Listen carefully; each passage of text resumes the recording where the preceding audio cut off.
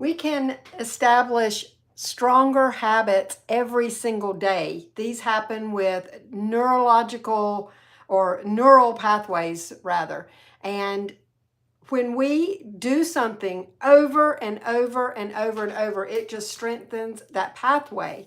So anytime we have a new thought, that thought creates a new pathway. And then when we continue to act on that, it just deepens that pathway and establishes it to be stronger and stronger and stronger. So there are three things that actually happen. There's something called a cue or notification or reminder or trigger, maybe, that prompts us or alerts us to do something. And then we do it, so we take action, and then we get the reward for it. So, for example, if we're talking about bad habits, and a lot of times what we are doing is just continuing to stay in our bad habits and knowing that we need to do better or different, but we don't, because we don't really know how to change them. That's what I do with as I coach clients through my one-on-one or in my 66-day groups. The reason I have a 66-day group and not a 22-day group or a 55-day group is because it has been shown that it takes on average of 66 days to create a habit. So let's just say, for example, and I coach on health and wellness and help people to bring down their A1C, cholesterol, blood pressure. But in the process of that, we're doing that using the practice of intermittent fasting. And when you're intermittent fasting, there are so many other health benefits. Yes, you're going to shave down pounds and inches, and you're going to eliminate inflammation and brain fog and have more energy and actually increase your memory capacity perhaps. And there's so many different benefits, from cardiovascular to neurological and all in between. But the bottom line is taking an old habit and changing it to a new habit. So let's say, for example, and this is kind of a cycle that we can get in sometime after we have a dinner, we want something sweet. Now, we could be filled to capacity. We could be, have had a steak and a baked potato and a salad and be full. But then it's like there's just this instinct, this impulse, this trigger, this desire, this reminder that I normally have something sweet now. So the sweet dessert is the old habit. Now, I'm not saying you can never have anything sweet. I'm just saying that shouldn't be a habit, because when we're full, we're full. And just because you've been trained to eat everything on your plate, you don't have to do that either. But that's a whole other video. So let's just get back to the topic at hand, this establishing an old habit or establishing a new habit from an old habit. So after dinner, you want the sweet. So that's the trigger, because that is the thing that there's something that triggers that. You've just eaten. So it's like this, it's time to eat something sweet. So then you eat something sweet. And then your serotonin levels increase. You feel great. That's your reward. So you have this trigger, and then you take action, and then there's a reward. So therefore, you want to do it again and again and again and again and again. The problem with that particular one is this. You do that, and then you feel guilty, maybe, and then you feel like a failure, especially if you're trying to establish a new habit. And that is where so many get stuck in that, well, I've tried and I've tried and I've tried and I've tried and nothing's working. Well, it's because you don't realize, have the skills, have the everything set into place to establish new habits. So anyway, you feel guilty, you feel like a failure. So then what do? You turn to more. You eat something else. You're like, well, crap, I've screwed up now, so let me just have another. And then you have more serotonin, and it feels good for the moment. It's like taking a drug, right? It feels good in the moment, but then afterwards it's like, why did I do that? And there's guilt and regret. So you get stuck in this cycle. The thing about establishing a new habit is when you stop doing that one thing or you stop having that one thought, eventually it begins to go away. It depletes and deplenishes and even can erase. But when you begin to have a new thought and you form a new neural pathway, then you create another trigger for that good, a reminder. In our 66-day group, I'm sort of your reminder. I'm sending you notifications. I'm showing up live in the group that you've registered and paid for.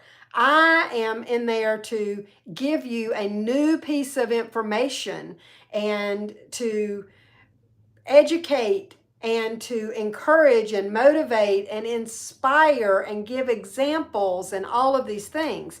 So that is your trigger, reminder, notification. Then you take action, because then you're challenged to do this. You've registered, you've paid the amount to pay, you're showing up, you've made a commitment, and so you take action. And then your reward is you begin to see benefits. The other thing is we're very inclined to start new habits that show immediate results, right? But those that don't, if the result is delayed, then it can kind of cause us to maybe jump track a little bit or veer off that pathway for a moment. One of the things that I have started recently is strength training. And I have exercised, HIIT workouts, cardiovascular workouts, almost every day for years. And I've also been intermittent fasting for those same amount of years. And what I realized is that even though the intermittent fasting was giving me all of the results I wanted, and I am at the weight and size basically that I want to be, and that I'm just kind of maintaining that and just reaping the rewards of fasting and still being able to eat basically within reason, whole foods, whatever I want most of the time. I do, we focus on getting enough protein, getting enough nutrition, those types of things. So it's not about starvation ever or, total elimination of anything, but you're getting those rewards. But what I realized is when you are at the weight you want to stay at, the weight that you're maintaining, we can have the tendency as women especially to lose that muscle tone. And so I realized that, oh my goodness, I have not changed sizes. In fact, I have gone down sizes, stayed the weight that I am, and my body has recompositioned itself to where I have gone down and down and down from this size to this to this.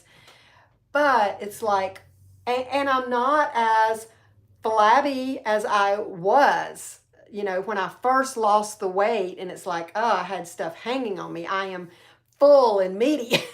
But I started noticing that I am having a little bit more fat than muscle all of a sudden. It's not that I was getting bigger, but realize that is what I need to do, is work more with weights and resistance than just cardiovascular, stamina, flexibility, balance, the things that I had been focusing on for so long.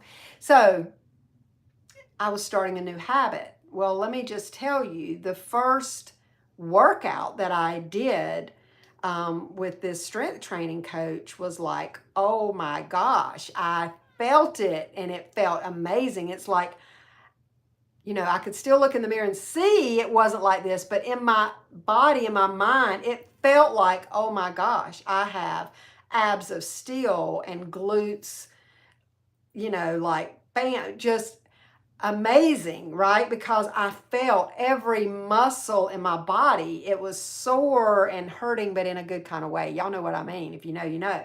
So But so it was easy for me to go back and do another workout and go back and do another workout, because every time I felt stronger, every time I felt results. And so that was easy to begin a new neural pathway. However, sometimes we can, there were times that I would get on the floor and I would do my Pilates, and it's like, I really can't stretch any more than I'm already stretching. I really can't be any more flexible. I really can't. And I wasn't seeing any more results. I kind of got to a standstill. We can get that way when we're losing weight and reach those plateaus. There are several different things that cause us to, all of a sudden, we're not getting that reward we want. And so then it's easy to just say, oh, forget it. I'm throwing up my hands with this. It doesn't work anymore. And then go on our merry little way. In this 66-day challenge group and working with me as your coach, and I'm constantly reminding you of the benefits and the rewards, some that you're seeing and some that you're not seeing. And it's easy then to keep going. It's been said, like I think I mentioned earlier, the 66-day is an average of what it takes most people being consistent day after day after day to form a habit, to form that neural pathway that sticks, that's automatic. And, that's the average. So some pick up on that much quicker, like 25 days, and then some 125 days. That 66 is kind of right there in the middle. And that's why I chose it. So some work with me an additional 66, and then another 66, and then another 66. And then some are like 166-day challenge. I've got it, girl, I'm on it. And it just all depends on what's good for you. So getting those neural pathways established, being consistent and sticking with it to start depleting old habits and making new habits is where we need to be, so that we are becoming our healthiest best.